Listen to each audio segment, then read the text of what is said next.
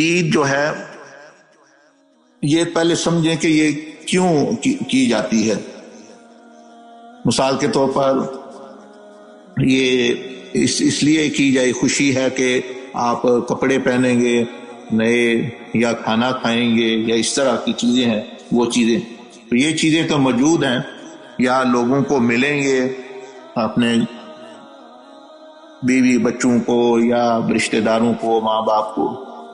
تو اگر آپ غور کریں گے تو دیکھیں گے کہ یہ چیزیں تو آپ کے پاس پہلے ہی موجود تھی، سارا سال رہتی ہیں۔ یعنی بندہ کبھی ہفتے میں کبھی اچھا کھانا کھا لیتا ہے، رشتہ داروں کے ساتھ ملاقات بھی ہو جاتی ہے، کبھی کسی شادی بیاہ آ گیا جو ہے، کبھی اچھے کپڑے بھی پہن لیتا ہے چھٹی والے دن، اور مل بھی لیتی ہے۔ تو چیزیں اس کو پہلے ہی حاصل ہیں۔ تو اب جن لوگوں نے عید اس کو سمجھ لیا ہے وہ یعنی غلط فہمی کا شکار ہو گئے۔ یعنی عید خوشی اس وجہ سے نہیں ہے کہ کپڑے پہن لیے یا کھانا کھا لیا یا بندوں کو ملی، وہ تو پہلے بھی سال پورا ملتے رہے آپ۔ عید جو ہے خوشی اس لیے ہے کہ رمضان میں اللہ جل مجدہ نے بندوں پر فضل کیا، اگر ان کے روزے قبول فرمائے تو ان کی مغفرت ہو جاتی ہے اس رات، اور وہ پھر جو دن آتا ہے وہ خوشی کا دن ہوتا ہے۔ کس لیے خوشی کا دن ہے؟ کہ میں گوشت کھاؤں گا، کپڑے پہنوں گا، لوگوں کو ملوں گا، بازار میں پھروں گا؟ نہیں، وہ اس لیے خوشی کا دن ہے کہ آج میرا مولا، میرا رب مجھ سے راضی ہو گیا۔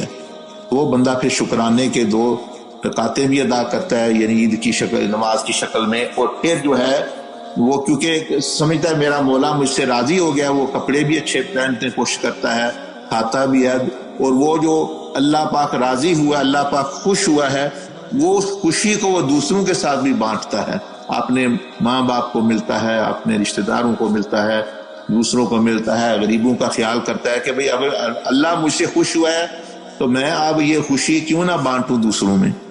تو یہ ہوتا ہے اصل میں عید کی خوشی کا مقصد جو ہے، یعنی یہ نہیں ہے بھئی کپڑے چیزیں۔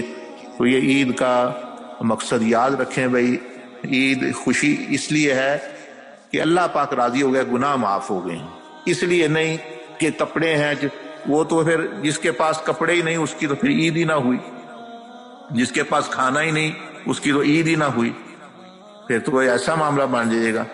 تو اس طرح جو ہے یہ چیز ہے۔ اسی طرح میں ساتھیوں کو مثال دے رہا تھا کہ اگر ایک شادی ہو رہی ہے تو شادی میں خوشیاں بھی ہوتی ہیں، اور جی شامیانے ہیں، اور جی کھانے ہیں، اور جی کپڑے ہیں، وہ ساری چیزیں صحیح ہیں، ملنا جلنا ہے۔ لیکن اگر دولہا ہی نہیں موجود یا دلہن ہی نہیں موجود ملاقات، تو وہ کس قسم کی پھر شادی ہے؟ وہ خوشی کیا منا رہے ہیں پھر؟ کہ وہی نہیں۔ اگر مثلا ایک عورت ہے، اس کی شادی ہے، تو دولہا کہتا ہے میں تم سے ناراض، میں شادی نہیں کرنی، تو اب وہ خوشی میں کھانے کھا رہی ہے اور جو دوسروں کو مل رہی ہے، مبارکیں دے رہی ہے، یہ شادی مبارک، شادی مبارک۔ وہ کہیں کیا شادی مبارک جب بھائی تمہارا جو ہے ہونے والا خامد ہی تم سے شادی راضی نہیں ہے۔ تو اس طرح یہ ایسا نہ ہو کہ ہمارا معاملہ بھی ایسا ہی ہو کہ ہمارا رب تعالیٰ جو بیٹے سے، بیٹی سے، بیوی سے پاک ہے، لیکن مثال دے رہا ہوں سمجھانے کے لیے، تو وہ تو ناراض ہو اور ہم عید کی مبارکیں دے رہے ہیں اور یہ پتہ ہی نہیں کہ وہ کیا دے رہے ہیں۔ تو یہ بھی باتیں آپ ذہن میں رکھیں۔